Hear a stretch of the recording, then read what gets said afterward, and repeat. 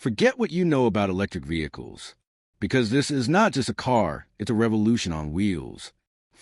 Maxwell's new EV beast, isn't just climbing hills, it's climbing into history. Across scorching deserts, punishing mountain passes, flooded trails, and roads where even fuel-powered beasts hesitate, this machine roars silently, powerfully, and endlessly. This isn't the future. This is now. And it's rolling straight out of Africa. When Zimbabwean inventor Maxwell Chikumbutso first introduced his self-charging EV technology, the world watched in disbelief. A car that charges itself? A machine that generates its own energy on the move? Now, Maxwell has taken things a step further. This isn't just a city EV. This is a purpose-built electric powerhouse, reimagined for the world's toughest terrain. Its name? Classified. Its specs? Insane. We're talking torque levels that rival diesel trucks, suspension systems modeled after the car rally racers, and a powertrain that doesn't care if you're in mud, sand, snow, or pure rock.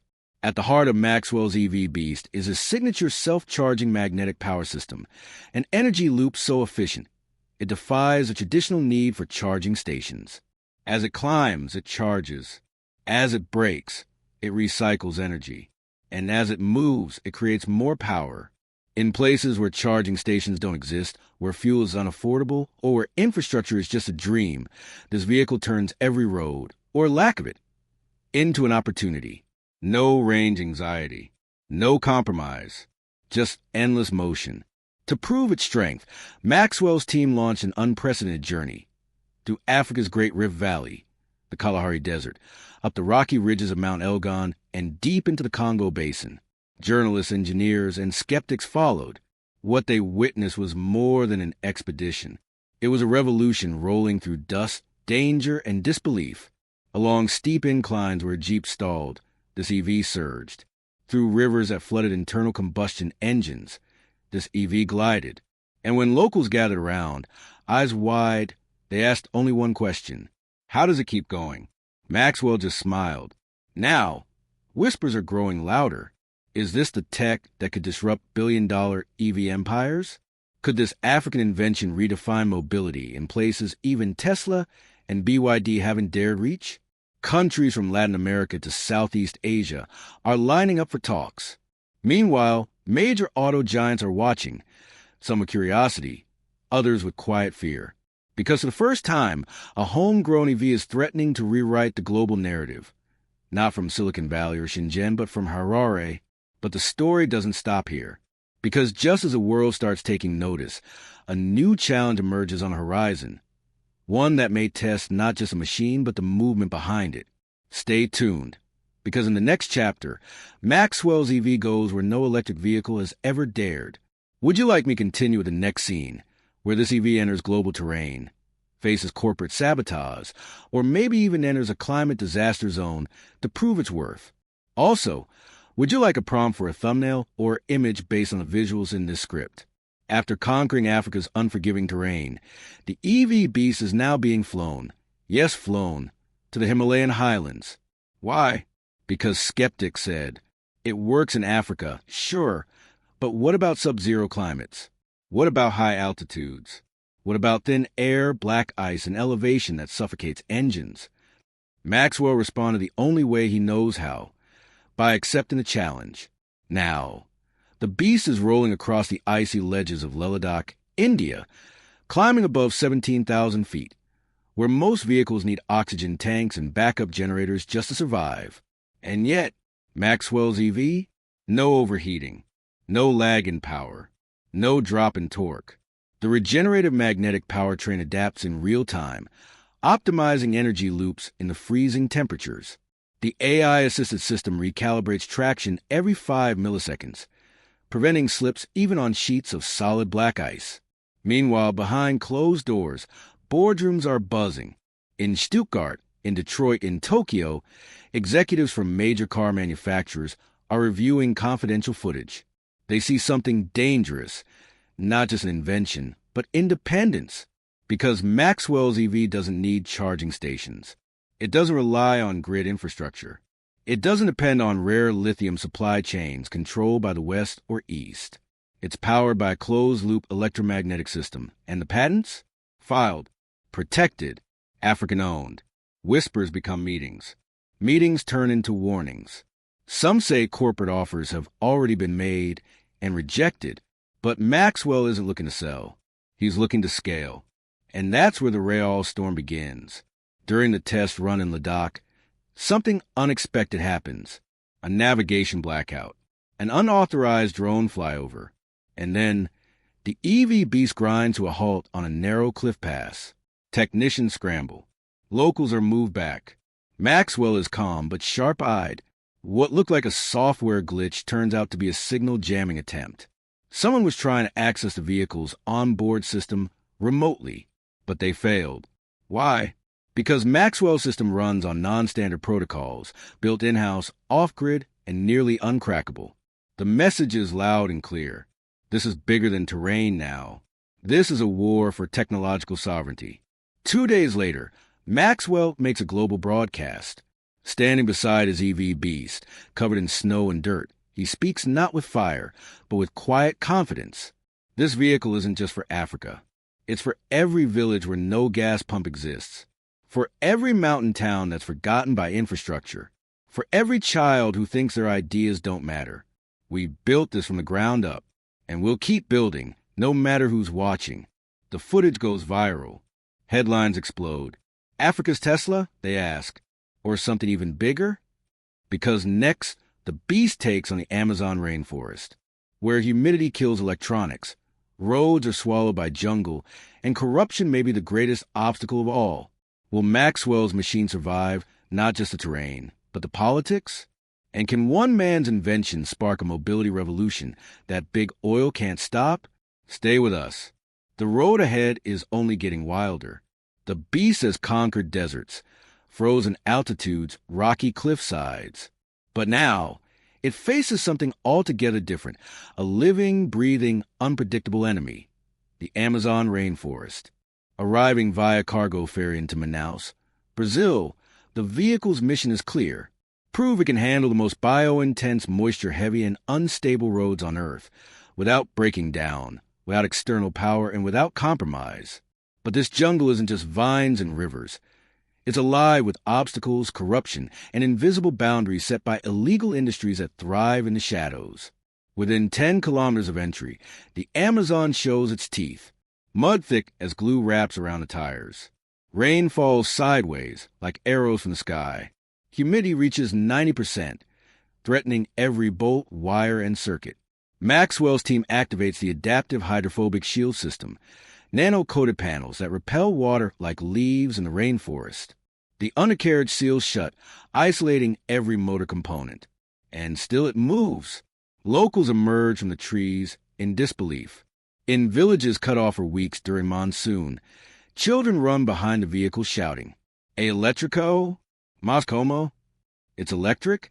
But how?" One elder tells a camera crew, "We've seen gas trucks get swallowed by these roads. This thing? It doesn't even struggle." But not everyone is thrilled. A few miles deeper into the forest, the team is halted by armed men. Not police, not military, but something else. A figure steps forward. His words are calm but cold. "You can't film here. You can't go further. You're being watched." They're not just guarding the forest. They're guarding illegal mining operations, deforestation routes, and billion-dollar smuggling trails. Maxwell nods, not in fear, but in understanding. He signals a team to shut off all visible drones. The EV goes silent, shifting into stealth mode, heat signatures minimized. They reroute. Overnight, the jungle becomes a digital battlefield. Hackers attempt to breach the EV system via satellite uplink. Environmental sensors are jammed. Even brute force attacks on firmware begin.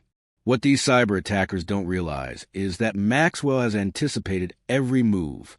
The EV beast doesn't rely on global GPS.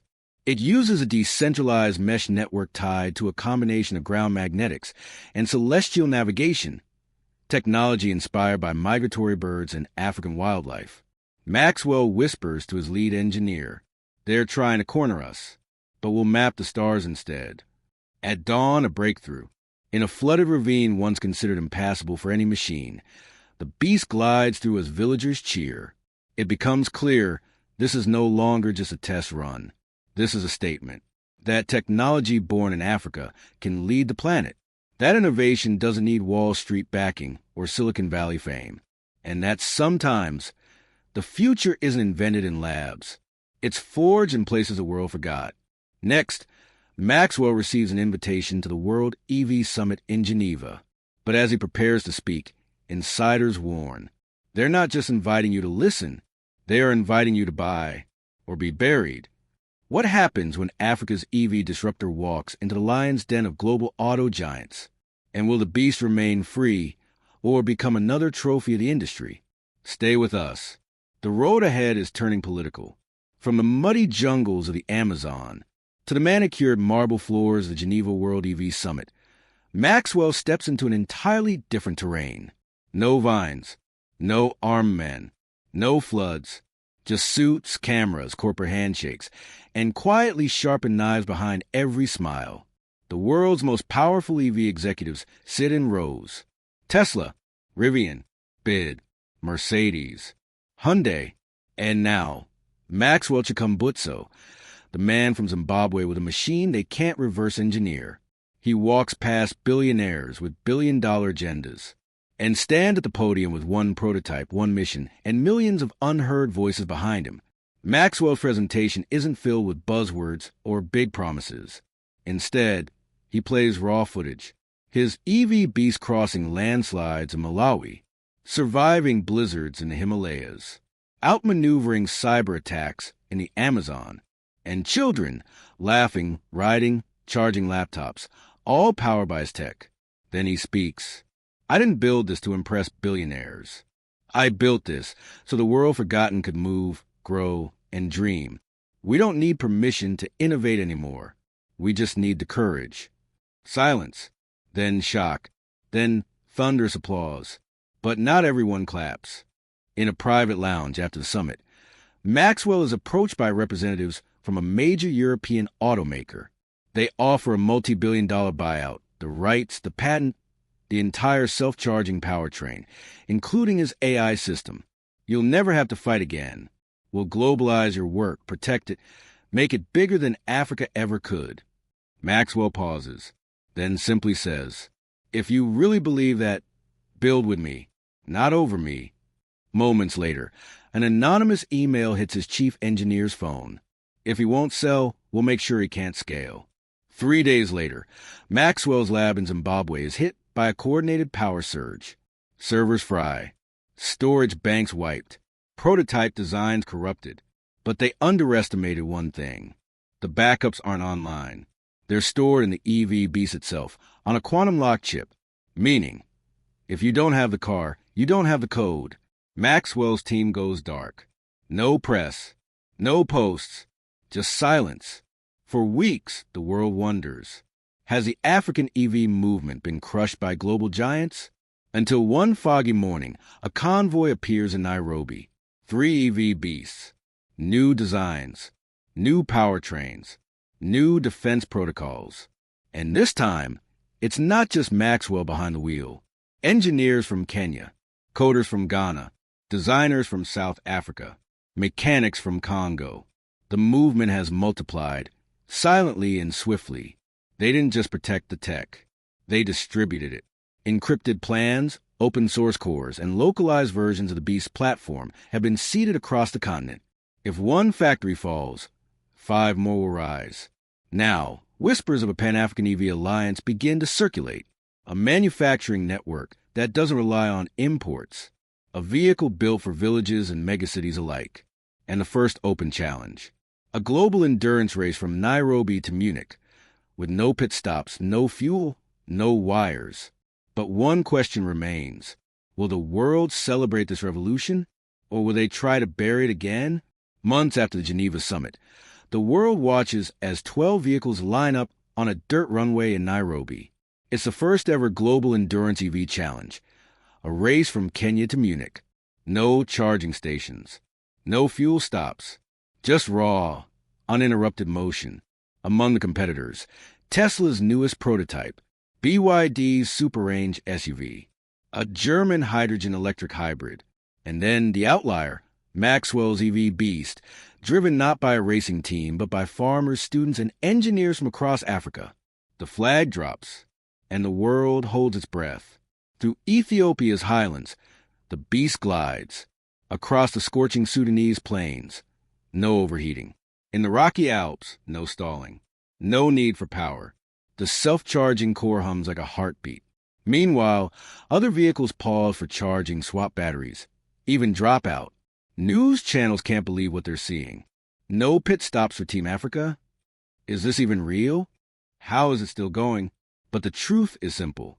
While others race for tech, Maxwell built for survival.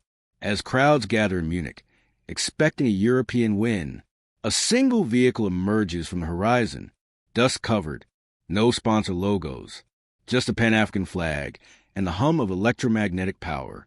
Maxwell's EV Beast rolls in first, quietly, cleanly, without fanfare. The silence is deafening. The media erupts. And in the heart of Germany, the home of the modern car, a machine born in Africa parks itself in history. When asked what's next, Maxwell smiles and says, "We don't just want to sell EVs. We want every village to build their own." This was never about one man or one company. This was about freedom. And now it's yours. And with that, Maxwell walks off stage. No contracts, no IPO, no factories in the West. Instead, he returns to Harare, where new prototypes are being built by new hands with new dreams. Years later, children in Mali ride electric school vans powered by solar roofs and magnetic coils. In Congo, off-grid ambulances reach villages faster than ever. And in the Sahara, delivery drones charge mid-flight using the same self-powered tech. And in textbooks across the world, one name marks the beginning of a new chapter in transportation history. Maxwell Chikumbutso, the man who didn't just build an EV. He electrified the future.